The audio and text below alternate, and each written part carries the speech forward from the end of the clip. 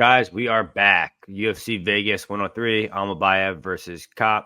I'm your host, Picks by Pegasus. Here, Key3Picks and Dravy. You guys know the deal. This is a quick little synopsis from last week. I think we all crushed last week's slate. We all hit some pretty good dogs. We all hit on Cutelaba. We also all hit on Ricky Simone. Just y'all too. Damn. All right. Well, we drive for the sharpest in the world. Ricky Simone, Cutelaba, the experience. Yeah, the Ricky Simone train, bro. Everybody said that he was done, he was washed, and he knocks him out dead. That was crazy. I didn't expect that, but yeah, it was crazy. Quit. And you know the funniest part is everybody bookmarked my tweet when I bet an underdog and I gave it out for free, and they're all ready to talk shit when you lose. But then when it win, they all disappear. You know the vibe here, right? So they probably did the same with Cutelaba because Ibo Aslan was arguably the next champion, but yeah, it didn't end well for the people that lay chalk on him. So. No, Andre Fili quit on us. Can't forget about that. That was so weird. I should I had a bet on him so late because the line was like plus 120, but man, he pulled himself in the guillotine, then he just tapped. Last time he got submitted, it was in 2015. I don't know what the fuck was that, but I didn't expect that to happen. It's called a cash grab. That was a free paycheck. Hernandez looked good. He kind of got clipped a little bit, but other than that, he did his thing. Song Yadong died in round one again. He always does that. You just want to make us stress a little bit. Yep. Song Yadong. He looked good too. I don't think Senator Henry Cejudo really even won around. High Poke's unfortunate, but he wasn't winning either way. Matsumoto, I thought that fight was pretty close. I don't know if Rob Font definitely won that, but I had Font winning. It was close. I think it was a very close fight, so I'm not really upset about it. I wouldn't call it a robbery or anything. No, it was That's pretty much it. But we'll get right into this card. Let's take a look here. We'll do present, screen share. All right, Key, get ready to go. First fight of the night is Montana De La Rosa versus Luana Carolina. Montana De La Rosa is 13-9. She's 5'7", 68-inch reach. She's 30 years old. Luana Carolina, 11-4, 31, 5'7", 69-inch reach. Odds on these two ladies, you can get De La Rosa anywhere from plus 125 to plus 110. You can get Luana Carolina anywhere from minus 145 to minus 160. Key, low-level girls fight. Does Montana De La Rosa actually get the takedowns here in top time Carolina, or are we just going to see another winning performance from Carolina? Yeah, I'm not super enthused about this fight, being completely honest. De La Rosa is kind of just an underperformer, in my opinion. And I don't know if she is going to sit here and wrestle for 15 minutes, which I think is the obvious game plan, but she sort of has fancied herself as a striker at moments recently throughout her career. So for me, I'm not super interested right now. I may get to a De La Rosa spot. I think it's dog or pass. I don't think you can play Carolina at these odds. Carolina's going to wing a bunch of weird punches from different angles, throw kicks. If I'm De La Rosa, I'd be looking to catch those kicks and turn those into takedowns for myself. But Carolina's good at keeping range. She has a super long reach for a girl. I think that this is probably going to end up being a 29-28 type of fight. Either way, so for me, it's dog or pass. Yeah, I agree. I think Montana De La Rosa actually gets the takedowns here. I was almost about to bet her, but I kind of wanted to wait because I saw the way the line was moving. Kind of agree with what you said. I think this is dog or pass, but I'm not really interested at this point. What do you think, Drav? Yeah, I know some people that I respect on De La Rosa, and I wanted to get there myself because obviously, she has wrestling upside. And Carolina won a couple fights, but that's kind of a step up in competition here. And De La Rosa, she's a good wrestler. She has submissions in the past, but I mean, looking back into her tapes, it's underwhelming. Like he said, I couldn't get there personally. I think she's the side though. I mean, I don't think you could lay chalk on Carolina. I think it's a binary fight in the sense that Carolina, if she can defend the takedown, she's gonna win the striking battle. But De La Rosa, if she can get a takedown, and she's gonna win the fight, So I think Carolina takedown defense is good enough, and I think her striking is better. So I actually lean her way to win the fight. So yeah, not enough not enough value on De La Rosa for me to get to a bet personally. I think the line is close to accurate. Maybe you can argue should be close to a pick 'em, but yeah, I don't have a strong read on it. So I'll pick Carolina to win, but not a lot of confidence. All right, next fight: Charles Johnson versus Ramazan Temirov. Charles Johnson 17-6, 34-5'9", 70-inch reach. Ramazan Temirov is 18-2, 28-5'4", 63-inch reach. Odds on these two gentlemen to pick them, straight pick them across the board. Maybe it changed a little bit. It's kind of a pick them on most books, but some books you can get minus 125 on Johnson and plus odds on Temirov. I'll just go first, just so my breakdown's quick. The fight seems pretty straightforward. It's going to be a striking fight. If anyone gets any top time, I think it'll be Temirov. I don't think he's got the wrestling to get it there per se, but if there is some way he catches a kick, a trip, something like that, and he ends up on the ground, I think he can top time Johnson. Seems pretty binary, right? Temirov first round KO is probably the most live spot for him for a finish. Other than that, Charles Johnson probably wins to round 3 at a pretty high clip. So now we're talking who wins round 2 wins the fight. So yeah, I'm gonna honestly at plus odds, I take Temirov at plus odds, but if I were to bet Charles Johnson, I would just wait until live lines because Charles Johnson drops round 1 in every single one of his fights, and he's probably gonna do the same here, and you'll be able to get a better price on him live if that was the case. Dravhy, what are you thinking for this one? Yeah, my background is crazy now. We should get some likes because of that. Ben did in the background. Yeah, so this fight, I know some people, Key included, have a strong read on it. Personally, I don't. I can make a case for both guys, and I can make a case for a lot of different ways on each side. And the line is very close. So for me, it's just a pass, But Johnson, more experienced, taller, longer fighter, grappling upside, better cardio, more proven, right? So I guess betting wise, I could only get to a Johnson bet just because he has more tools, he has more experience, better level of competition, and I could see him winning by a couple different ways, So I think he's the side betting wise, especially if you got him at dog odds. But he's 34, and I know he's never been finished, but I've seen him get hurt in some fights, even on regional. So I think Temirov hit very hard, and he's very dangerous in the first round, So the guy swing, but like he has real power for flyweight. I've seen him put guys out cold, and we don't see that often in this division. So I think there's a good chance that he hurt Johnson early and win the first round. And then as the fight goes on, I've seen him go 15 minutes. He used a lot of movements, and I don't think his cardio is awful, but I'll say he has about 10 minutes of cardio. I think third round's going to be sketchy, and that's always Johnson's best round. So I think Johnson win the third, and he's live to finish late. So I could see Johnson finishing late. I could see Temirov finishing early.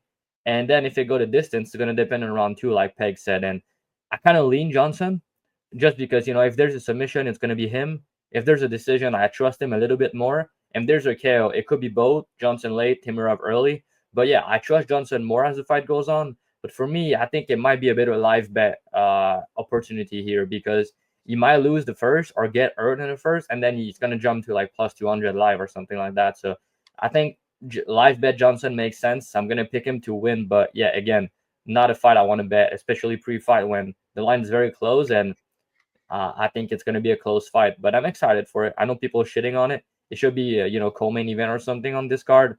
Not co-main event. It should be Ribovics, Haqparast co-main. But it should be on the main card for sure. But yeah, I think Johnson has the tool to get it done. What are you thinking? Yeah, I believe they actually did switch this to the main card recently. I think it's the featured bout now, so that and very much deserving it. So, I put out Charles Johnson as my free bet of the week Monday night.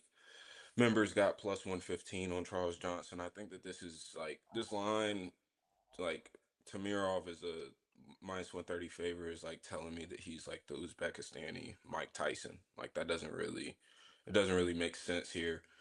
We talk about activity, and I talked about activity a lot on this show recently. And Johnson has fought 8 times since the beginning of 2023, and Temirov has fought 3 times since the beginning of 2023. Johnson fought 4 times in 2024, all 4 wins, and Temirov fought 1 time in 2024.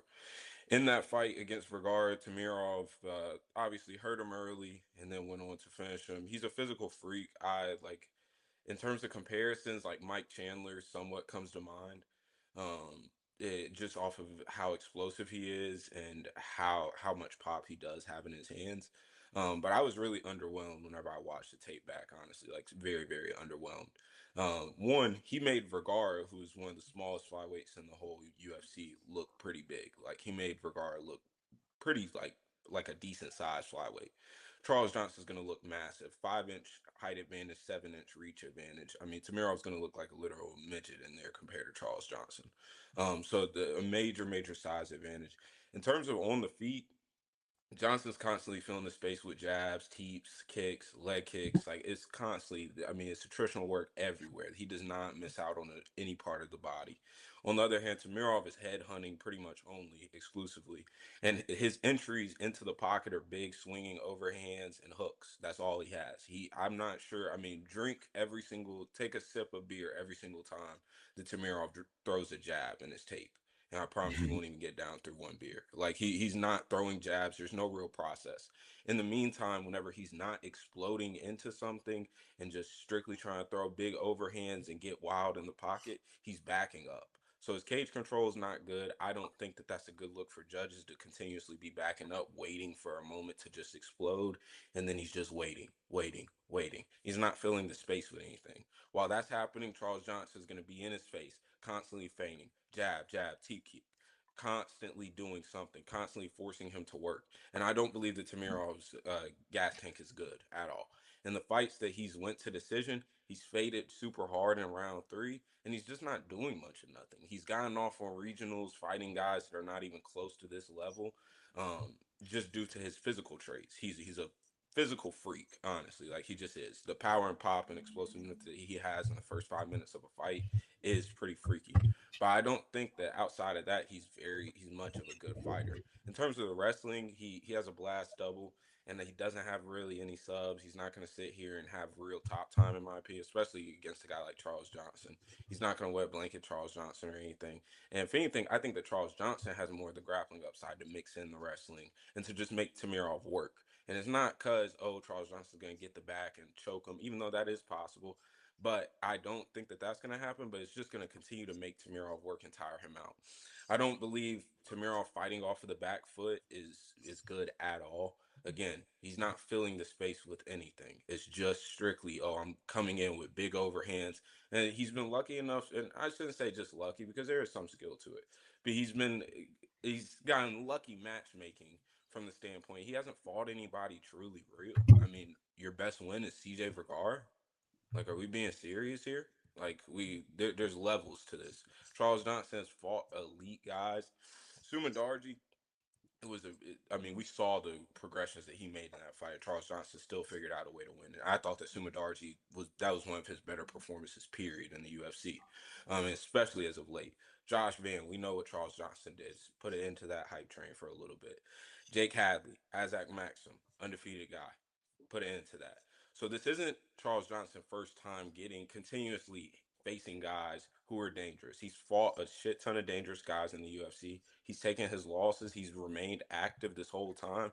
And I think that we're seeing a better version of him every time he steps in there. Now, I do think that Tamirov has early upside to find a KO just because he's a physical freak. And Charles Johnson is getting somewhat older. And we've seen him get hurt. He's never been finished in his career. He has really good recoverability. And so I don't think that he gets finished here, but I do think that that's most of Tamirov's upside here. One line's got to be off. If we're gonna say that Tamirov is slight fade, then the over 2.5 can't be chalk. Like that just doesn't make sense when Tamirov. That's not the traits that translate to the UFC for him. Winning decisions is not something that's going to be a consistent thing in Tamirov's UFC career, and I can guarantee that. And so I think that most of his upside is in the first 7.5 minutes of this fight, and I think that he better hope that he lands a big overhand early. But I like the guys in Murcielago. I think that I believe it's Joaquin Rodriguez. I think that he's a great coach for Charles Johnson. A lot of urgency in the corner, constantly giving him a good message. He's not lying to him about if he won a round or not. He tells him that he needs the next round, or he tells him that he needs a finish. And we need straight shooters from coaches. And so I think that Charles Johnson, this run that he's been on is not due to just, oh, he got good matchmaking. Honestly, he's gotten shit matchmaking, period. Like he has not gotten favorable matchmaking at all. And so the fact that he's on a 4-fight win streak, the more active guy, the longer guy with a lot of physical advantages, has the better process, minute winner, I don't see why I wouldn't get down at plus money with a guy like that. And we're still talking about 125ers. Again, it's 125ers. There's only so much fucking finishing upside that there is at this weight class. And so Temirov better hope he lands something early and continuously hurts Charles, because otherwise I don't see a way that he gets this done. So Charles Johnson at plus 115 was an easy way for me to get down. I see either a clear decision win or round 3 KO, and I wouldn't be surprised if he won round 1 with just a lot of activity and not letting Temirov get off. Because again, Temirov is going to wait Pause. until it's time to explode, and so I think that Charles is going to take advantage of that. He's already talked about pause. He's already talked about picking him apart at range on Twitter. I think he understands the game plan and understands that he, outside of early KO, this is his fight to lose. So I think that Charles Johnson's going to get it done here. All right, so Charles Johnson's job is not to let Temirov get off and explode. Got it. That's Key's breakdown. All right, next fight, Andrea Lee versus JJ Aldrich. Andrea Lee is 13-10. She hasn't won in years. She's 36, 5'6", 69-inch reach. JJ Aldrich 13-7, 32, 5'5", 67-inch reach. Odds on these two ladies, Aldrich is minus 210. Lee is plus 180.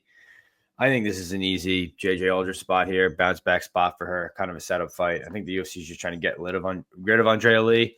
Andrea Lee somehow kept it close against Miranda Maverick. That's the last thing I kind of remember of her. I don't know if she's fought since. I didn't really put much tape into this one because I don't really care to bet it.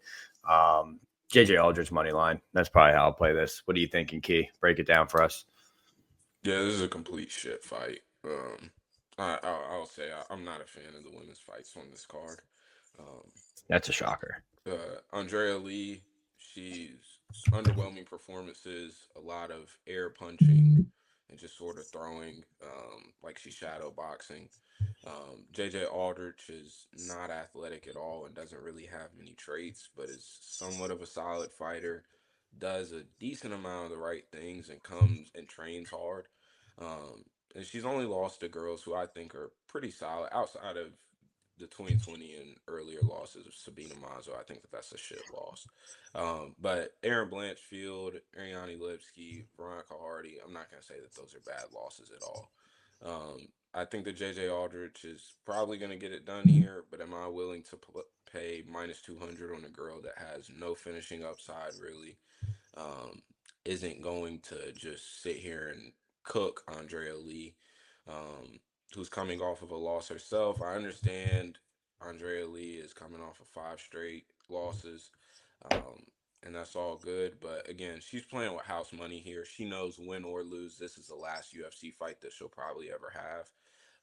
So this is probably it for her. She's playing with house money. Tony Kelly, he doesn't give a fuck. They'll come out and probably fight pretty hard.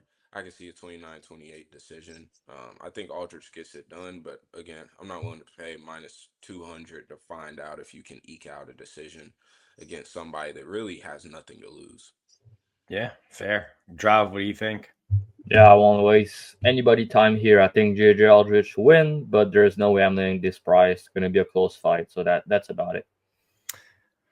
All right, Lucas Almeida versus Danny Silva. Lucas Almeida 15-3. 34, 5'11", 71-inch reach. Danny Silva, 9-1, 28, 5'11", 70-inch reach. Odds on these two gentlemen, Lucas Almeida is plus 180 to plus 170. Danny Silva is anywhere from minus 210 to minus 190. Looking at this fight, Drav, I mean, we know Danny Silva is pretty hittable. Lucas Almeida in his last fight, he looked pretty good against Timmy Kwamba. But before that, he got knocked out by Feely. We know his chin's not really there. Does Danny Silva find the KO, or does Lucas Almeida put on a striking clinic here? Yeah, Danny Silva's my guy. I bet him down like Contender Series. I bet him pretty big against Kolibai. He was an underdog there. And now he's a favorite. And I think that's justified because he's the younger guy. I think he has more paths to victories. He has the grappling upside of the two, and I think he's a guy that's going to be improving fight to fight. He did a part of his camp at TriStar, which is good for him. Obviously, Cub Swanson guy did some rounds with Jalen Turner a couple fight back.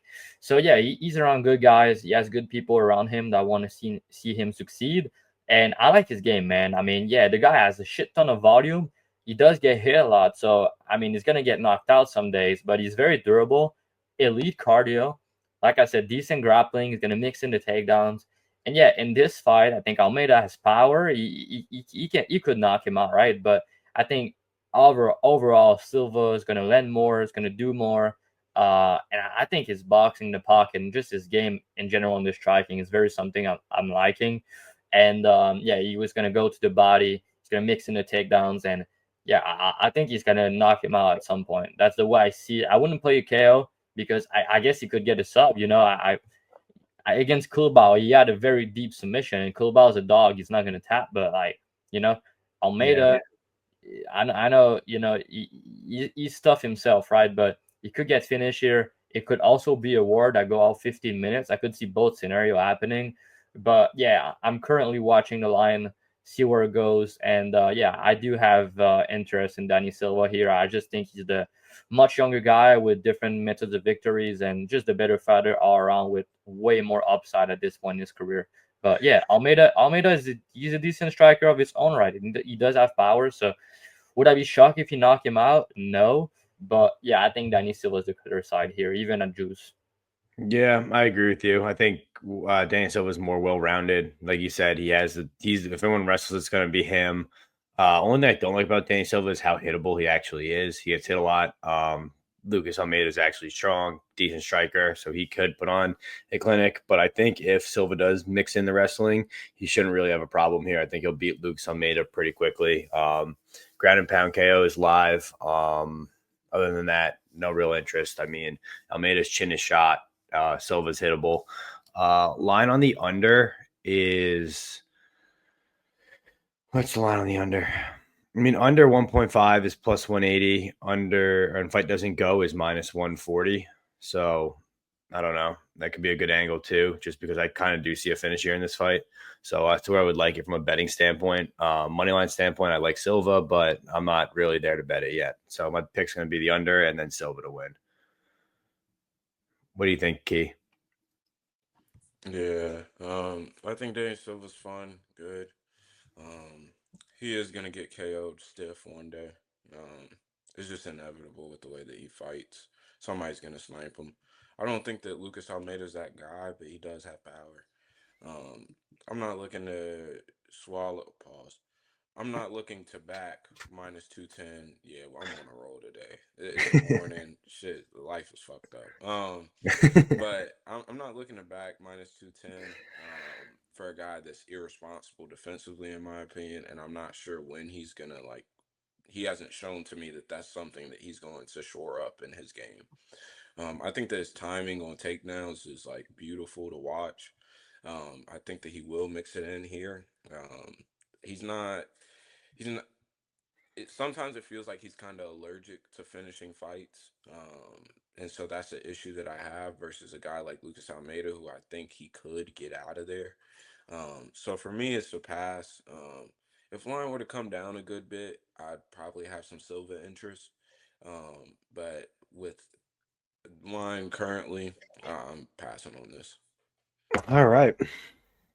Next fight we have is Douglas Silva de Andrade versus John Sexy Mexi Castaneda. Douglas de Silva de Andrade is 29-6. He's 39, 5'7", 68.5-inch reach. John Castaneda, 21-7, 33, 5'6", 71-inch reach. Odds on these two gentlemen, you can get Andrade anywhere from plus 250 to plus 230. You can get Castaneda anywhere from minus 275 to minus 300. Drav, I kind of think this is a Sexy Mexi spot. Andrade just kind of looking older, although he didn't look horrible in his last fight, or was it 2 fights ago? I can't remember that. I bet on him. But what do you think here? The striking of Andrade hangs in here, or John Castaneda outdogs Douglas? It's a tricky fight for me. I feel like they're gonna go to war.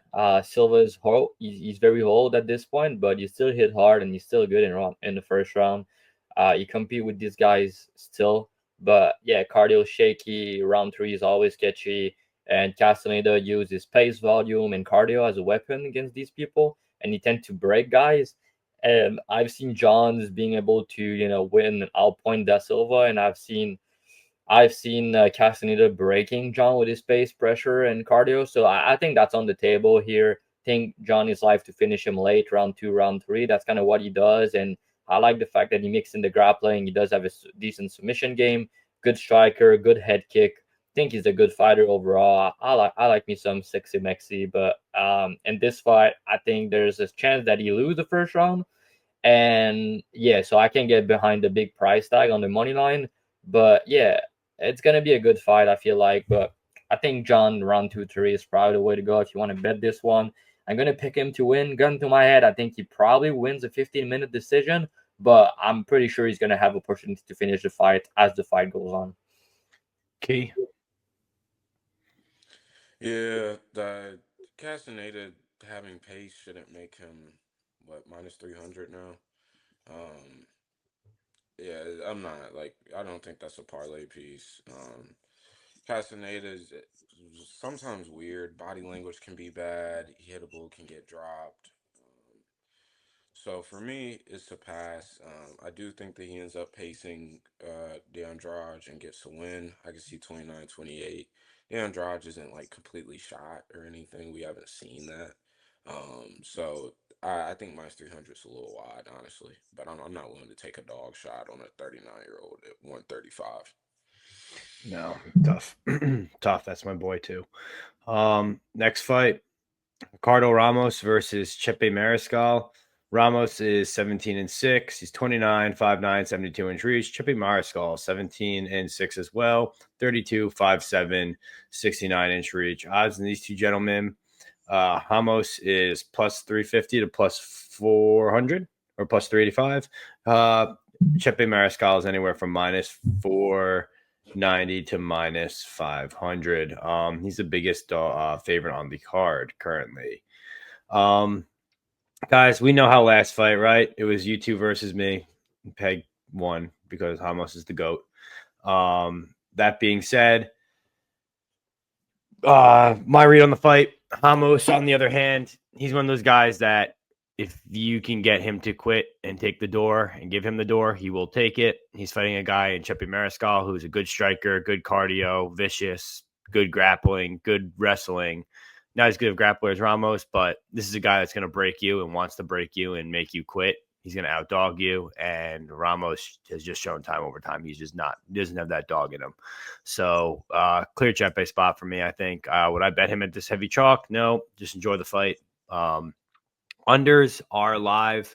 I don't know what the odds in those unders are. It is minus 150 for 2.5. I love that. Give me the under.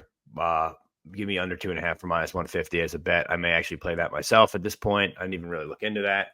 And then, I think Chepe Mariscal is going to find the finish here on Ramos, either round 1 or round 2. What do you think, Key? Yeah, this is another spot where the money line's probably a little too wide, just from a value standpoint. Chepe's not a guy that I'm looking to back at minus 450. But all the intangibles are on his side. He has way more dog in him. He's going to fight harder. He's probably going to pace him here. I think round 2, round 3, but those are shit prices on Bet Online, I believe. But round 2, round 3s are decent looks, but Chepe is not like some major finisher. I know he has the Jack Jenkins finish on his record, but that was I That was a believe freak like injury. there was a judo trip, and then Jack like dislocated his elbow or something in it. Yeah, but didn't he just beat the fuck out of Damon Jackson? I think that's Yeah, what I he beat the remember. shit out of him. Yeah. I And think I was on Damon so Jackson there too, and I was just like, oh my God, this kid's actually going to survive. yeah, so that was I think that Chepe is a solid guy. He's a guy I know was hyped up super early in his career and then fell on his face a couple times on regional. So I'm glad to see him 4-0 in the UFC and having some real success. But I think that he's a better fighter. I don't think that Hamo subs him. I think that Mariscal will hustle and beat him to each spot from a scrambling standpoint. So for me, this is a Chepe spot, but I'm not looking to parlay minus 450. I think that there's some other ways to play. Drav, what are you thinking here? Yeah, the street won't forget me playing Chepe KO and Chepe KO 2-3 against fucking Damon Jackson, and the ref didn't want to stop this fight. But yeah, in this fight, it's tricky because Chepe usually an underdog or a small favorite, and skill for skill, this fight's kind of close. Like, you're not telling me that Chepe is not a much better striker. He's not a much better grappler. He's not a much better wrestler. Like, they have the same record. They're about the same age. Even Ramos is younger. So it's really tricky. I think this line is based on dogging him, hard, cardio, but minus 400. Yeah, I can't get there, man, to be honest. I think Ramos, you could get it back and win a round. You could get the back and win the round because of that. And I was looking into it. Like, the guy, cardio is not great, right? He could quit early on, but he's 6-1 to the decision. In the UFC, I think he's like 5-1 to the decision, which is very good. And then you look at his decision prop, you can get like 7-1 on Bet365. I don't know. I just feel like there's a chance that Ramos should look way better than the price indicate here, and you're just kind of fading Chepe hype. But yeah, would I be surprised if Chepe just smoked him and Ramos just quit? No, that's probably what's gonna happen. But I think as far as the price goes and as far as value goes, it's all on Ramos. But do I want to get there? Probably not. But yeah, I'm pretty confident that he's the side if you want to bet anything. I was thinking maybe Chepe 2-3, but I would not do that. Let me explain you why. Because every time Ramos get finished, it's in the first round, first of all, and then Chepe is good. He's good at breaking guys late, but at the UFC level, his finishing skills are not that great. So yeah, and again, skill for skill, this fight's close. So I think this price is wide for the younger guy who's been in the UFC for a long time, and just people are just so low on Ramos as of now. But the guy has skills, and if I'm not mistaken, I think he's at Fighting Nerds for this camp. So yeah, it's dog or pass for me. But I think Chepe wins. Yeah, it is what it is. Ramos is at Fighting Nerds, huh? I think he is. Yeah. That's kind of crazy. Okay, well, this could. What if we see a new Ricardo Ramos here? Would be something special. Next fight, Austin Lane versus Mario Pinto. Austin Lane, 13-5, 37-6-6 with an 80-inch reach. Mario Pinto, huh? That's Ramos. He's on this picture. What do you mean? It's not showing Ramos right now? Yeah, he's at Fighting Nerds. Oh, I'm sorry. I wasn't looking at that. I was looking at the topology. Mario Pinto, 9-0, 26, 6'5", 79-inch reach. Odds in these two gentlemen. Austin Lane is somewhere on here. Where is this? Where are these odds for this? Mario Pinto is -5. I'm sorry, he's the biggest favorite. He's -560, and Austin Lane is +385. I'll go first just because it's quick. Austin Lane is at AT&T or AT&T. ATT. He can grapple. We know he grappled Robellis and beat Robellis. Austin Lane can beat Mario Pinto. I don't get where these odds are coming from on Mario Pinto. He's kind of a fraud. I think he stinks. Wasn't impressed by him for Dana White Contender Series. Still not impressed with him here. Austin Lane gets any wrestling going, probably could make this look under +200, and he's +400 right now. So Austin Lane or pass for me. What do you think, Key? Yeah, I'm not really a big fan of this fight. Honestly, I don't. The state of the heavyweight division in general is just kind of sad. Honestly, it doesn't feel like there's like outside like the true like top elite guys like there's any excitement. I mean, Teixeira gets ranked number 15th after just one elbow against Tafa. Like one elbow gets him into the top 5. Like that's just it shows that like the state It's of very the shallow. division. Yeah, shit, and it's sad because like it's not like there isn't like any heavyweight talent. Like we've seen decent heavyweight fights in PFL. I mean, obviously they have Ngannou, but like they have like athletes and guys who are actually pretty decent that create some exciting outcomes. But this is a shit fight in my opinion. I have to imagine that Lane at ATT probably is looking to wrestle here. But I think that Drive has the power to KO Austin Lane, if I'm being completely real. I mean, he's had two double like CTE careers, football player and now an MMA fighter, and he has a terrible chin. So I have to imagine that Pinto does end up finding the KO, but it's not like Pinto is like very good or just this madman that comes out ready to brawl. So I think that eventually Pinto finds the shot, but I'm not going to sit here and say that it's going to be in the first exchange or in the first few exchanges, honestly. So I believe Pinto ends up finding it, but for me, it's a pass on books. I'm not parlaying this or anything. I'm not playing a prop, but maybe I get to it on DFS apps, but we'll see. Drav, what are you thinking? Yeah, I don't think he's a fraud, to be honest. I've heard this week about Pinto being a fraud and all that, but I don't think so. I think he's going to win fight at heavyweight. You don't need to be that great to win fight, and he does have some good tools. Takedown defense is okay, but what I like about him is his get up game is very, very good. Like when he touches the floor, he goes right back up right away, and his cardio is elite for heavyweight. Like he's in round 3 and he's not even breathing. So, and I think he went 5 rounds on the regional. So the guy cardio is very good. I think his get up game is very good, and his striking is very technical. He has a good jab. Husky would say he has very good process, especially for heavyweight. But yeah, sometimes what I don't like is that he's kind of sparring out there. He's not really sitting on his shot, and because of that, I could see this fight extending a little bit and going over 1.5 round because Lane Chin is not great. But I think early on he's probably gonna have some clinch success and maybe gonna land a takedown or two. But for like Lane Chin is not great, but also his cardio as the fight extends is not great either. So like Despang was not trying to get back up. He didn't know how to do it, but Pinto's going to try to get right back up. So to me, I feel like if Lane has wrestling upside, it's only going to be a matter of time to where he gas, unless ATT gave him those good vitamins and now he has insane cardio. But I doubt that's going to happen. And I feel like as the fight extends, round 2-3, Pinto's going to find the kill shot eventually. And yeah, he does. He got a left hook KO in his Dana White Contender Series, and Lane is kind of allergic to the left hook. So yeah, I can trust Lane here. I know it's a big price. He's a big guy, and Pinto, that's his UFC debut. But I think him big favorite to justify. He's the undefeated guy the UFC trying to push here. And yeah, to me, his striking is just a level ahead. His cardio is better. His durability is better. And yeah, if he gets taken down, he's gonna go right back up. So I like Pinto here by KO, probably round 2, round 3. But the over 1.5 could be sneaky. Fraud check incoming. All right, next fight, main event of the evening. Honestly, could be, but no. This is the beginning of the main card.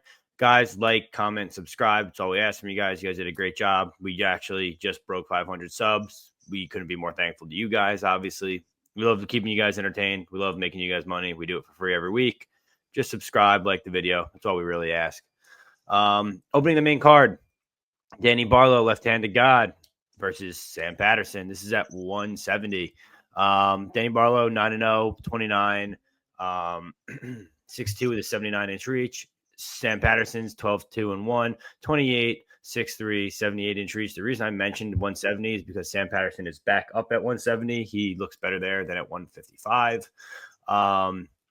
For me, fight's pretty straightforward. Danny Barlow by KO or Sam Patterson by sub.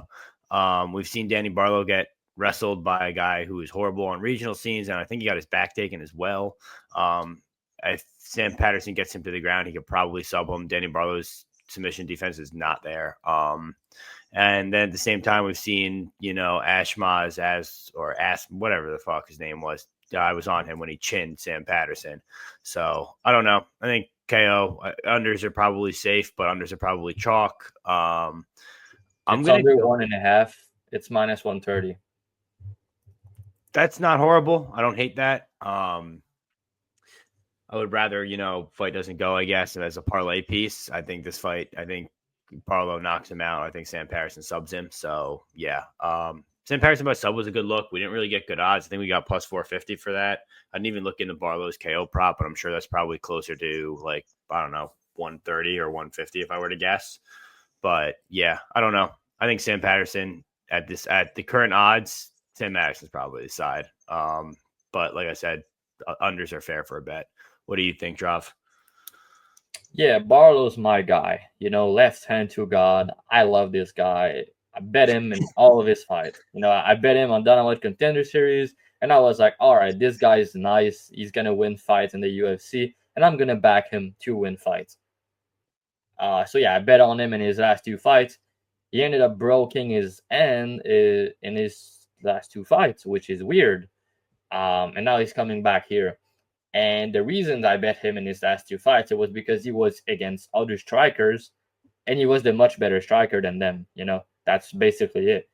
Here in this fight, Patterson grappling is no fucking joke. Let me tell you that. The guy is BJJ black belt, and he has a bunch different submission yet, right? So before the UFC, he used to fight a lot of Russian, good competition, and he showed good front show, good guillotine, good, Dars, all that shit.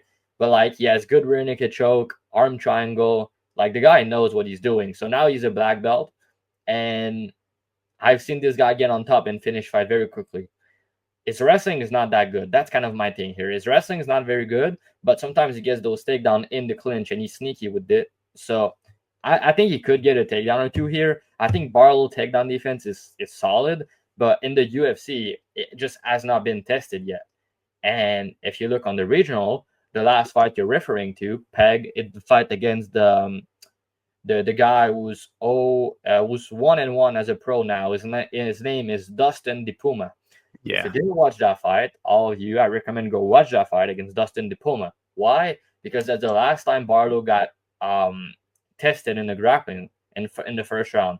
And let me tell you that it didn't look good because he got taken down, he got dominated early, he almost got submitted, he got his back taken, and yeah, he found a way out. But this other guy, I'm not sure he really knew what he was doing, and he's low level. Again, he's 1-1 as a professional, and he didn't fight since that fight, and it wasn't that long time ago. So did Barlow improve since then? I'm sure he did. But also, is Sam Patterson a way better grappler than this guy?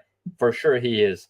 So if anybody in the chat, everybody in the watching this video can tell me what happened if Sam Patterson get on top, then be my guest and tell me, because I can tell you what's gonna happen.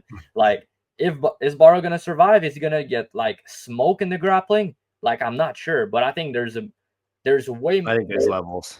Yeah, there's just level in the grappling, and I think the chance that Patterson get on top and Barlow look like a fish in a white belt is way more likely than him being able to get back up against a real grappler and not getting submitted.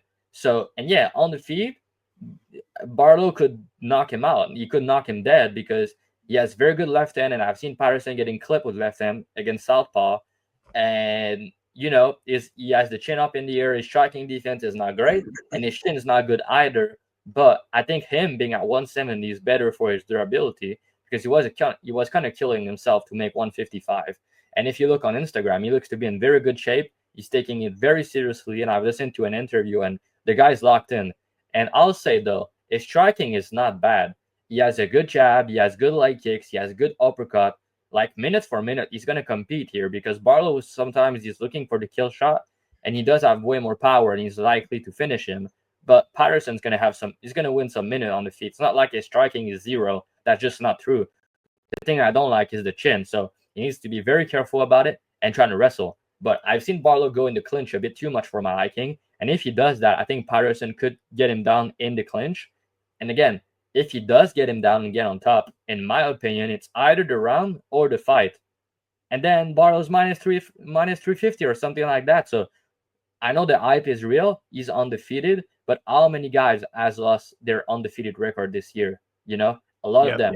So yeah, I think there's a good chance that Patterson get the grappling going and look like a favorite. So at these big underdog price, it's just the type of bet that I have to make. And yeah, I think he's the side. If he die, he die. He could get knocked out. But yeah, I think there's level in the striking in this fight, power-wise and durability-wise. But again, we just don't know Barlow against a very good grappler. And Sam Patterson grappling to me is no joke. So yeah, let's find out. Yep. Key, what are you thinking?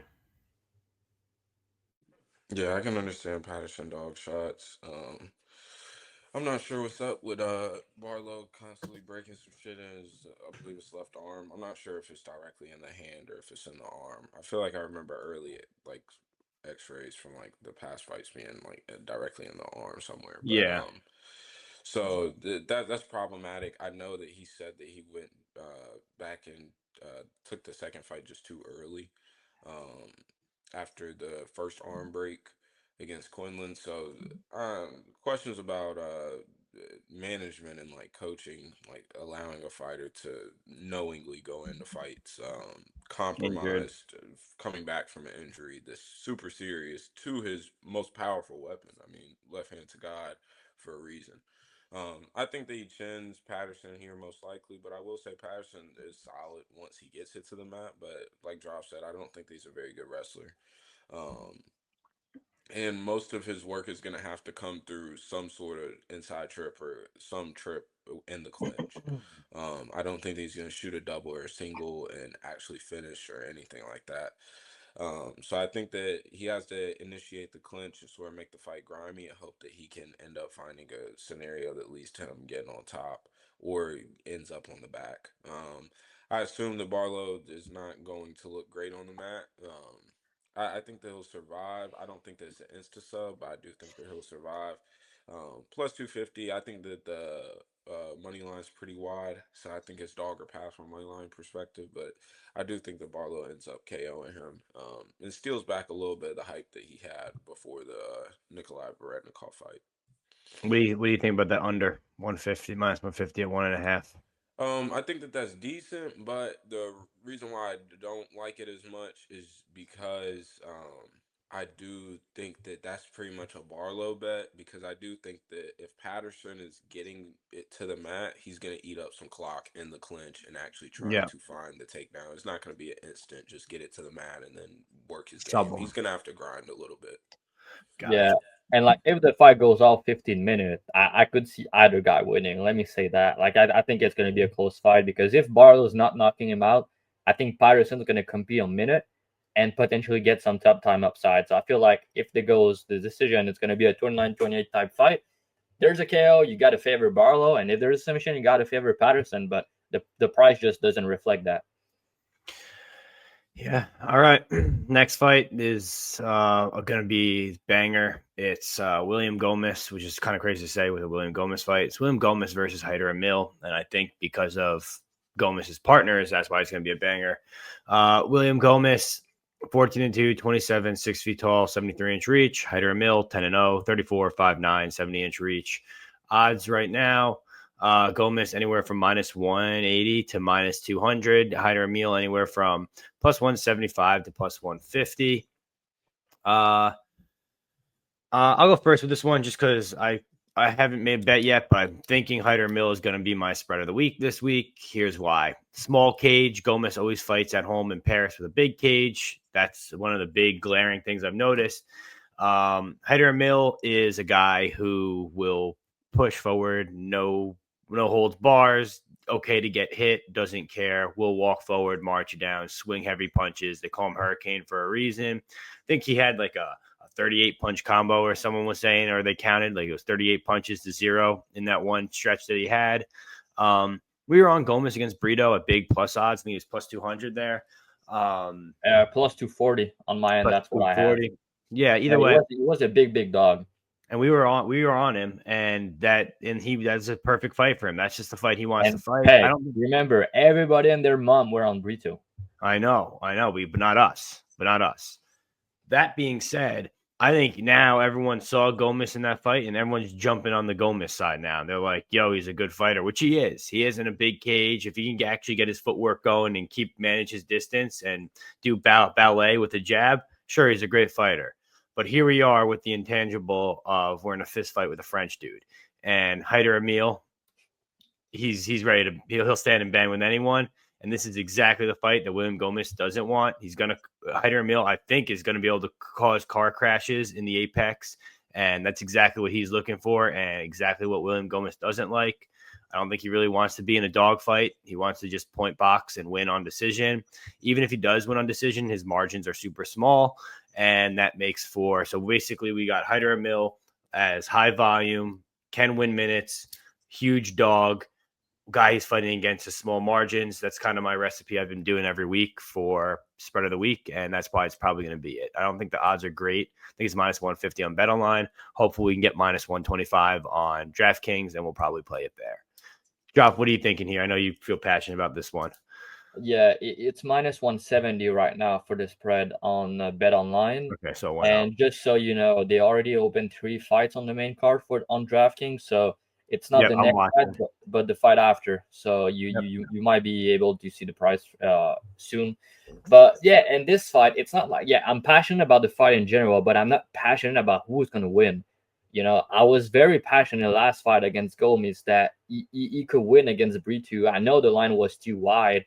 And there's two things. Gomis, the type of guy I'm gonna like to bet as a big underdog, just because he's hard to hit, he's super defensively sound, and he's he's a good fighter, he's a good winner, he's fast, he's very good striking and all that. But he's not the type of guy I want to bet when he's a big favorite, you know. So because like you said, his margins are 10. Sometimes all these split decision, 29-28 type decision. He doesn't really wrestle a lot. And again, like you said, it's a good point. And also I have it in my notes. It's in a small cage. And normally he does fight in the big cage at home in France. Only one fight was not. It was against Francis Marshall. He was in the Apex. And yeah, he did win. But you could see his style was not. It was a split decision too. But like his style was not working as well with his footwork, because his footwork is insanely good. His defense super good. And he's very fast, right? So there's a chance that he make Amil look stupid, because Amil is just a madman and that's what he does. He's gonna, but the way I see it is like Amil's not gonna stop coming. He's gonna pressure him in the small cage. He's gonna throw a shit ton more volume. He's gonna land the bigger shot, and he's gonna be in his face, and he's gonna have like 15 minutes to catch him.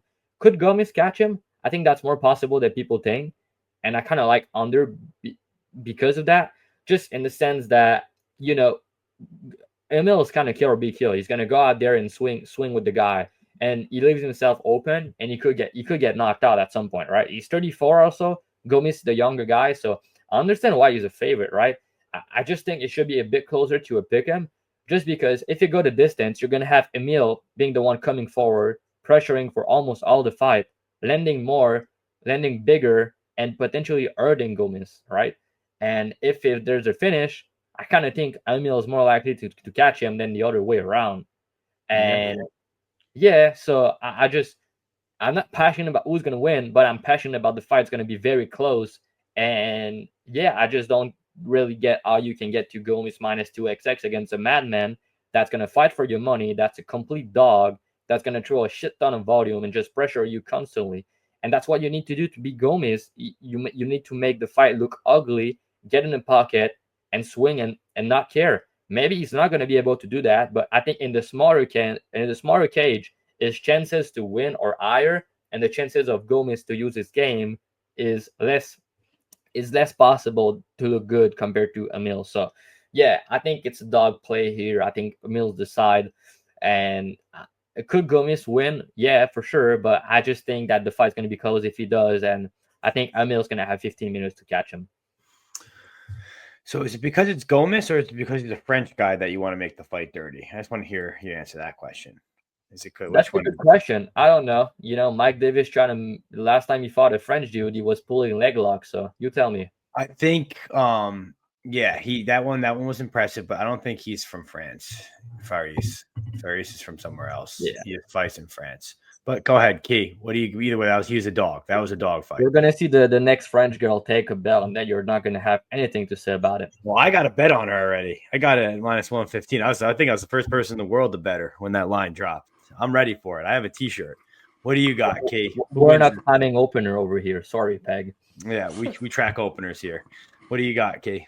I think that Gomis is going to be able to dance around. As everybody knows, we all three of us backed him last time out, and people complained over that fight, but it played out exactly how we said. I think that Hyder Amil, while good, I shouldn't say good, while reckless and a fighter, I think that he's going to get frustrated with Gomis' footwork and range control.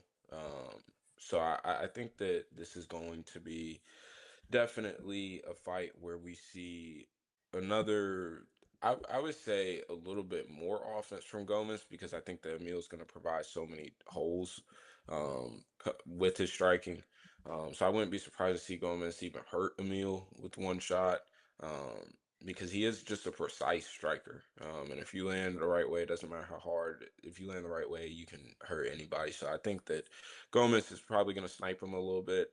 Um, I'm sure the Apex crowd will probably get loud for Hyder Amil. So I think if you are backing Hyder Amil, you can't ask for better terms. In the Apex small cage, judge is gonna be able to hear all thuds, every bit of punching that's going on. So I can't blame anybody that's taking Hyder Amil dog shot, but and Gomis isn't the type of guy that I want to back at these odds. So from money line perspective, I don't feel passionate about it for either guy, so it's a pass for me. All right. Next fight, Nasrat Haqparast versus Esteban Ribovics. Nasrat is 17-5, 29, 5'10 with a 72-inch reach. He's at a TriStar. Esteban Ribovics is 14-1. He's 28, 5'10 with a 69-inch reach. Odds on these two gentlemen, you can get where is it? An Haqparast anywhere. You get him plus 250. You can get Esteban Ribovics anywhere from minus 280 to minus 300. First thing I would like to say here is I think this fight's going to be kind of competitive. It's kind of a step up for Nasrat Haqparast. I think he lost against Jared Gordon. I was on Jared Gordon, so it could be me being biased.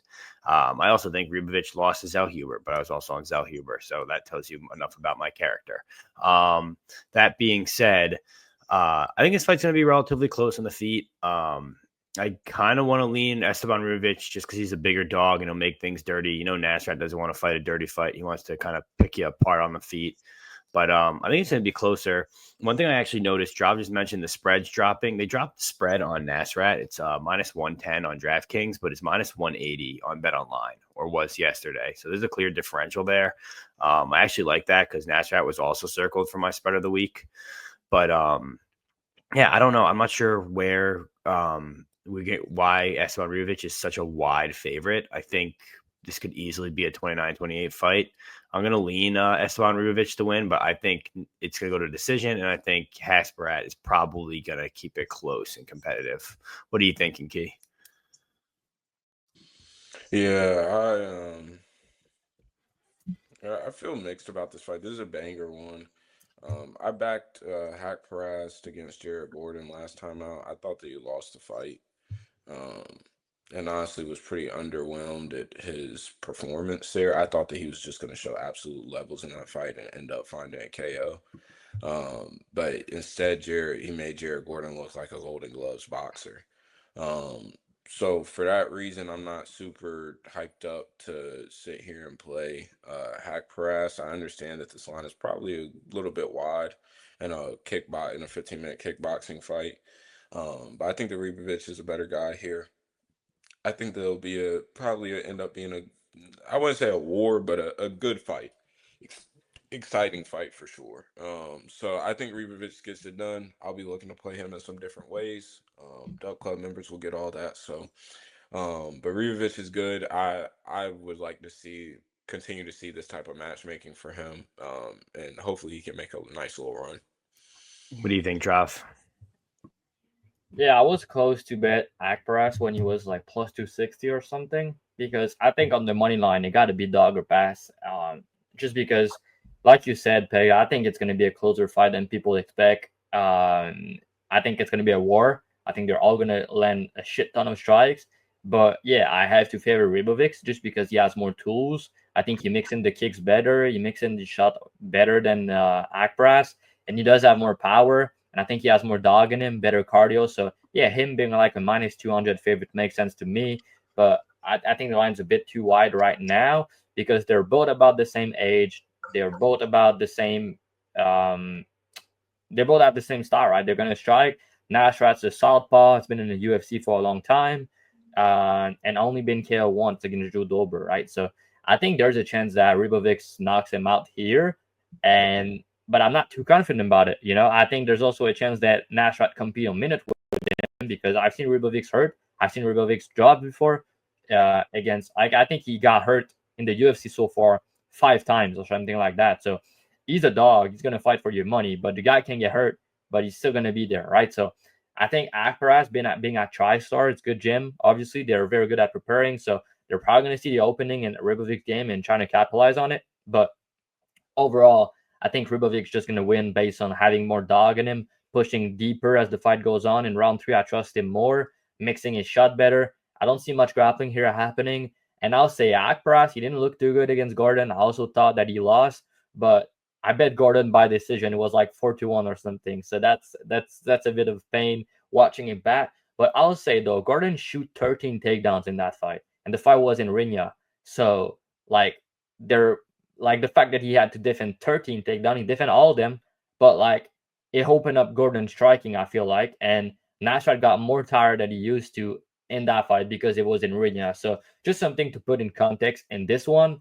And yeah, I think there's a big market overcorrection and recency bias in this line because Ribovics usually a big underdog against Zellhuber, and now Nasrat is usually a favorite in these type of fight or closely line, and not a big underdog. So I think there's a clear recency bias and hype taxes on Ribovics. So I think it's dog or pass, and Nasrat definitely has a chance to win this fight and look good. But yeah, I think it's going to be a war, and I'm very excited for this one. I'm going to pick Ribovics to win. Do you know Nasrat has 500,000 followers on Instagram also? Yeah, I know he's a big name, yeah. But pretty popular in the Middle East, so I don't know. Could be. This is gonna be an interesting one, I think. Yeah, Ribovics fight of the year like last yep. fight. Yeah, that Zellhuber fight was crazy. Everybody's riding a train now, but like that fight against Zellhuber was very close. Let's not forget. No, it was, I thought Zellhuber won it, but I also had money on him, so what do I know? Now let's go to this our co-main event here. Keep this moving. Co-main event, most interesting co-main event I think we've had in a very long time. It's the king of the middleweight division, Cody Brundage versus Julian Cuban Missile Crisis Marquez. Cody Brundage is 10-6. He's 30 years old. He's 6 feet tall. He's 72 inches. With reach, Julian Marquez is 9-5, 34, 6'2", 72-inch reach. Odds on these two gentlemen, it's getting closer and closer. We're getting Cody Brundage anywhere around plus 110 to plus 115. You get Julian Marquez minus 137 to minus 150. I'll go first just because I have a bet on this one. I'm on Cody Brundage. I played Cody Brundage plus 130. I played it for 1.5 units. Something about this fight just tells me Cody Brundage is going to show up in this spot. I think Julian Marquez's chin we saw against Zach Reese is kind of going. He's 34 years old. I mean, the guy has I think his last win is 2021, so he's not really a winner. He's focused on other shit. He's doing like his podcast with a porn star. Like he's got other shit going on. We don't know where his head's at. Little inside source from me. Cody Brundage actually trained with Marquez at Krause's camp in Missouri and then again at Factory X in Denver. And word on the street is that Cody Brundage had no problem playing around, fucking up Julian Marquez in training. Sure, we don't know how that pans out because like we saw last week with the training partners, right? Who was the training partners last week? Kutulaba and Aslan. Yeah, look how that went. Everyone said Ibo Aslan whooped Kutulaba's ass. Well, guess what? Ion made him look like his bitch. So hopefully it's not the similar story here. Hopefully my sources are correct. But yeah, Cody Brundage, this is his spot. He's at dog odds again. He's a guy you want to bet at dog odds. He's gonna kind of fight for your money, and if he does get fouled, he will take your money and win for you, and he will just call it quits and take the ruling. Other than that, on the ground, I think it's relatively fair. On the feet, I think Cody Brundage throws hard. His leg kicks are money. He's been getting Cody Brundage has been improving. He actually is a UFC fighter. It's just he just gets disrespected because of all the bullshit that he's been pulled in his career with like strikes behind the head, shit like that. Bo Nickel was supposed to run right through him. Honestly, he hawked Bo Nickel right off of him and went a round and a half before getting subbed. So I don't know. I mean, unless this is like a buy low spot on Julian Marquez, but we saw him get nuked when we were on him. So I don't know. Cody Brundage plus odds for me seems fair, seems fine. It's kind of nasty work, as Key would say, but fuck it. Here we go. The Cody Brundage experience plus 130. Key, what do you think for this one? Yeah, backing Cody Brundage is like feels like I should be put in a mental hospital if I start doing so. But I can't blame anybody that is. I get it, but it's just all of his fights are just like this meme shit, like Who ultimate knows what's gonna meme shit. happen? Like Brundage versus Reese Slam, like DQ win versus Malcoon, like he one punches Treshawn Gore, like gets the guillotine after getting boxed up against Doucha. Like what are we doing here, bro? Like how is this guy still His here? resume is coming together quite nicely. Wins over This shit is Malcoon and insane. Reese. But I think here, Marquez might just be completely shot, honestly.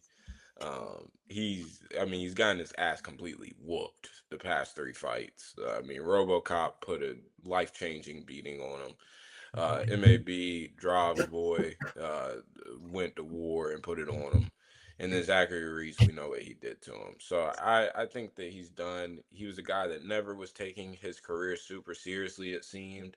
It seems like the wheels have just completely fallen off after James Krause getting caught up in the gambling scheme. So for me, I get it. I think that Cody Brundage, I think that this should probably be a pick 'em. So if you got early Cody Brundage numbers, good on you. But again, even his wins, once you put him in the light, like, come on, dog. What are we Like, doing here? what are we doing? So for me, it's a pass fight. Pick wise, fuck it, I'll ride with Cody Brundage pick wise, but no bet on the fight for me. Damn, Drav, you have the potential to make this a Cody Brundage podcast. Will you do it? I'm gonna pick him to win the fight, but I can do the experience with you, Peg. I'm sorry, I can get there. It's all right. Yeah, I get all the reasons. I think he has wrestling upside. I think he could knock him out. Marquez's durability look very bad these days, and his takedown defense is not good. But like, I think Marquez could win later on. I think Marquez could catch him in a submission. I feel like the under 1.5 make a ton of sense. Brundage, I like to bet is under 1.5 because even when the fight is not finishing, but there's a DQ, I cash. We all cash. I think is KO1 against fucking Malcolm, like 20-1 or some shit. It was a DQ and we got it. Everybody were complaining and shit. So yeah, he's always gonna be a legend because of that. But yeah, it got to be dog or pass. It's just not a fight I'm looking to bet personally. I think it's very volatile. Definitely. All right. Our main event of the evening, right? Guys, again, like, comment, subscribe. It's literally all we ask from you guys. We don't ask much. Main event, Manel Kape versus Asu Almabaev. Manel Kape is 20-7. He's 31-5-5 with a 68-inch reach. Asu Almabaev is 21-2. He's 31-5-4 with a 65-inch reach. Odds on these two gentlemen, you can get Manel Kape anywhere from minus 225 to minus 250. You can get Asu Almabaev anywhere from plus 180 to or plus 170 to plus 185. Drav, we'll have you go first here to close this out. I don't think I switched it over. Lovely. Yeah. I think, does Asu get the takedowns and wrestle bang Kape and make it look like the Mokaev fight, or does Manel Kape find a Starboy finish here? Yeah, all right. So Almabaev is my free bet of the week. I post him on Twitter. Me and my guys got plus 215 on him, which is the line drop now. It's not the same. So yeah, I understand why people are betting either side in this one, right? So Manel Kape, he's a very good striker, one of the best in the division, super fast, powerful. I cashed his KO prop last time out. And I also bet against him against Mokaev. I pick him. I play Mokaev minus 110, right? The reason was because when he has to defend takedowns, he can be low volume and he's worried about the takedowns, and he's kind of looking for the perfect shot on the feet and losing minutes. He's not he's a good moment winner. He has big power, but like, I'm watching this fight, I'm like, okay, so Almabaev is a very good wrestler, good grappling, good top control, and I'm like, why couldn't he take him down? I think takedown defense is good, but I think Almabaev is going to force the grappling, and I think he's going to get him down at some point. And when he does, I think it could be the round because Kape can play off his back a little bit sometimes. And Almabaev, again, his top control is very good. His grappling is very solid. And he does have a good submission game also. So that's not impossible you submit him. But yeah, against like he fought Kape when he fought Nicolau. He got taken down. He was worried about the takedowns, and then he ended up losing that close fight because he didn't throw enough. He didn't do enough. Against Dvorak, he almost killed him, and then Dvorak got like a takedown or two, some control, and then like Kape kind of let him off the hook. So sometimes he can play with his food a bit too much, and that can bite him in the ass. I know he defended a lot of takedown against Bruno Silva, but like Bruno Silva was shooting takedowns because he was getting the shit beat out of him, and he was kind of shooting sloppy takedown. He was not really committing to them. And Mokaev, yeah, he won the fight because of wrestling, maybe, but like he outstruck him on the feet with his kicks at distance. He didn't really like fucked him in the wrestling. But Kape was worried about the takedowns, and then he was low volume on the feet, and Mokaev was outstriking him at distance with his kicks. And Almabaev striking is kind of similar with the way he's kicking guys. He's doing almost the same thing. So could Almabaev win minute on the feet here? Yeah, he could. If he has a wrestling threat and he make Kape worry about the takedowns, he could win minute on the feet. Do I want the fight to keep on the feet for a long period of time? No, because he could get hurt, he could get finished. But again, you give me the guy with all the wrestling upside, grappling upside, submission upside, and the guy who won like what 19 fights in a row, some shit like that. And his last loss is like fucking Tagir Ulanbekov when he was very young.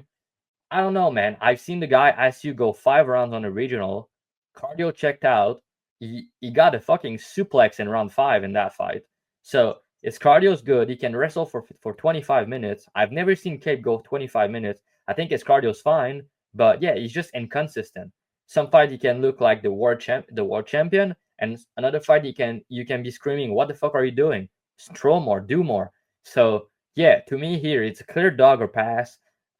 Again, this fight is also binary because if Almabaev can't get takedowns, he's gonna lose. Obviously, if Kape is getting taken down, he's also gonna lose. And Almabaev's also a guy that used to be a big favorite in all of his fights so far. I max bet him in one of these fights. I play him in almost every fight, right? The only fight I bet against him, it's I throw a little unit on Jose Johnson plus 500, right? So this guy is always a big favorite, but now he's a big underdog. So that's not something we used to see. And I think he's legit. I think his grappling's legit. I think his cardio's good. I think his wrestling's good. And he can wrestle very well also. I'll say that. Kape can defend the first shot, and then Asu's going to shoot again. And he has a lot of different takedowns. So, yeah, give me the guy with all the grappling upside, with 25-minute experience, who's going to do everything he can to win against Kape that sometimes just doesn't do enough and can be very frustrating to watch. But, yeah, it's hard to bet against Mano Kape. I think he's the real deal. But again, plus 215 against a good grappler when I play Mokaev at minus 110. What's different here? What changed? It's hype, guys. It's hype because Mano's very good. He had a masterclass performance in his last fight. But against a striker that swung, he was swinging with Silva in the pocket. They were happy to go to war. Almabaev's he's not going to look in the pocket and trying to swing with him. He's going to wrestle. So, yeah, I've seen Kape multiple times against wrestler being low volume, losing minutes, and maybe he look good here. Maybe he don't. I'm not sure, but yeah, I think Almabaev's the side and the clear side at the price I got. Yeah, I'm with you. It's wrestler versus grappler, or it's grappler versus striker. I was on Asu. I tracked the opener at plus 205. It went all the way down to minus 130, and I was like, wow, or plus 130. I was like, wow, I smoked that line. It came all the way back up, so you and the boys could get in. I moved that line all the way down there, right? So, that being said, like I said, striker versus grappler, Asu's going to have no problem getting the wrestling going here. His train wrestling is nasty. He's a dog. If you saw the guillotine Nicolau had on him, he could have died there and tapped. Instead, he didn't. Stayed strong. So, we know the kid wants it. It is pretty big jumps up in competition all the way up, but I think he's ready for this challenge. I think he'll be able to chain wrestle Kape, no problem here. Kape's going to get frustrated at some point. He's going to start throwing shit like recklessly, and I think it's going to make it even better for Asu to wrestle him.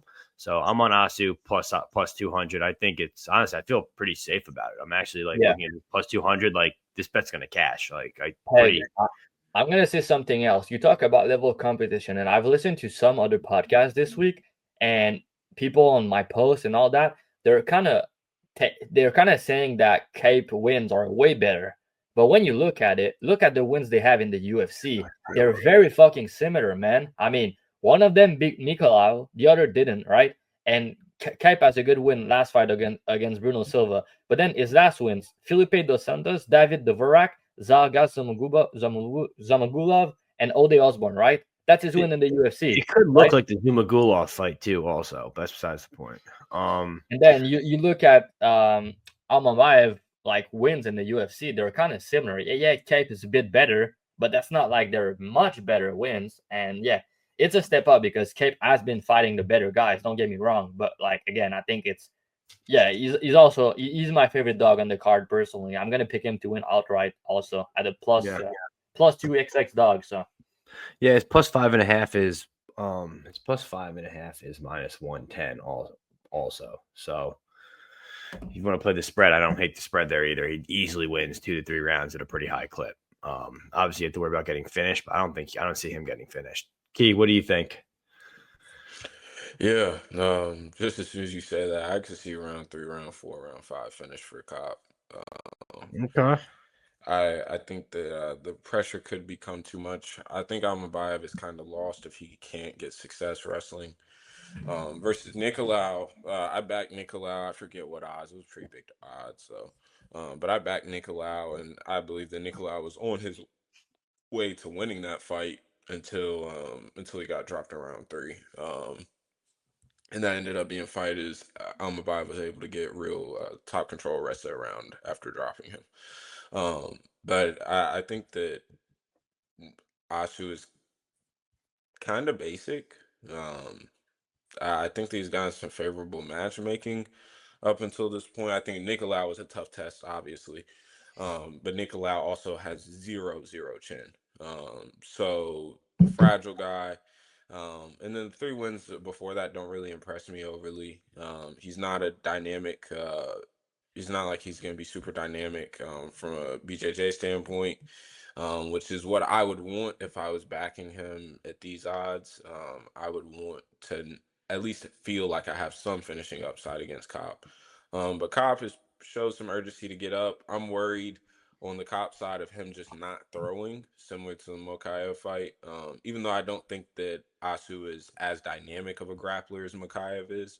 I mean, I know people shit on Mokaev just because, all he does is wrestle, blah, blah, blah. But you can't deny that he's a super dynamic grappler, like very dynamic. Subs off of his back, all that. Like, it has just a shit ton in his bag and should be in the UFC and should be contending for a title, if I'm being completely honest. But again, I don't think that that's an overly bad loss, and I did back Mokaev in that fight. But Kape shows urgency to get up. I think 5 rounds benefits him here. It does give him the ability to even drop the first, potentially being able to just make Asu work. I think Kape gets it done. I'm not looking to play, what is it right now? Minus 222.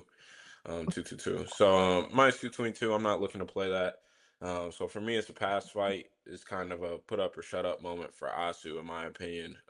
See how real he is, because I think the Kape is a guy that's had this potential for a very long time, as we all know, and just hasn't been able to put it all together consistently enough. So hopefully he makes weight, and we actually get to see this fight through. So I'm excited for this fight, though. Even though I don't have any bets on it, I'm very excited for this fight. For sure. All right, BTL parlay time, then we'll get out of here. What do you guys got for BTL parlay? Danny Silva minus 210.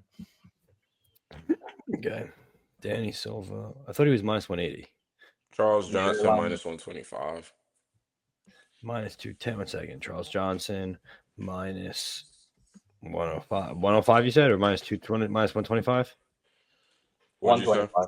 Yeah, minus 125. Okay, Danny Silva minus 210. Charles Johnson minus 125.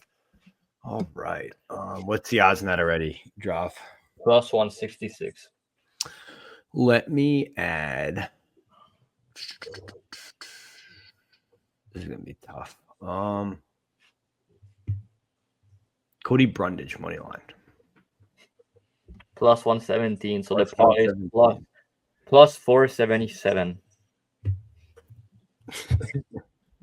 We're right. Okay, we're right. I'm gonna put a little something on it so I can enjoy the Cody Brundage experience with you, Peg. Okay, so you said the plus 477. Yeah. Wow. All right. So Danny Silva minus 210, Cody Brundage plus 117, Charles Johnson minus 125, plus 477 in total. That's the show, guys. Thanks for joining us. We will upload it with timestamps at around 11:45 now. So we'll call it 12:30 noon Eastern time on Wednesday. I'm your host, Pegasus. Everything's in the Telegram. 4-week winning streak. Everything's free. It's all in my Telegram. I give picks there. I post a slate on my Twitter too on the day of the fight if you want to wait for that. But odds are lines move by then. If you want a Telegram, it's free. It's in my bio. It's also below the video. Key, Drav, what do you guys got going on for your Telegrams or your Dub Club and OddsShopper? Yeah, on my end, obviously oddshoppers.com. You can just click on my Twitter, Dravy_. You can see the link here. If also you want to just, you don't know what it is, you want to know what's up with that, you want to DM me on Twitter, you can go ahead and talk to me. I have different options for you. If you're a first client, we can discuss about it. But yeah, obviously, I have bets for this card already, a couple underdogs, and then I have a big bet for the pay-per-view on an underdog also, and I'm eyeing a couple bets for this pay-per-view. I'm probably going to start tapes today or tomorrow, so I'm going to be ahead because I'm pretty much done for this card. And yeah, so I'm going to have a couple of bets early for the next pay-per-view. If you want to join here right now, you can DM me again, and we're gonna do something together, and you can get the lines that I play because they're gonna move. So yeah, man. Key, are you gonna do something together with your people? What did you say? Instead of you gonna Drav said he's gonna do something together with his followers. Are you gonna do something with your Stop followers? being jealous, Peg. Yeah, Key3Picks, y'all know the deal. Everything is in my bio on Twitter. We're up on the year, 79 units last year, still cooking. Prize Picks, Underdog Fantasy books. We had a good week on books. And I also will be having some future bets being posted within the next couple of days. So now is the perfect time to subscribe. DM me. Let me know you watched the pod if you want a special code. All right. Dope set of guys in the group. So let's get out of here. All right, guys, that's the show. Thanks for joining us, and we will see you next week live. We will bring on a guest. Who is it? We don't know. We'll find out. Peace.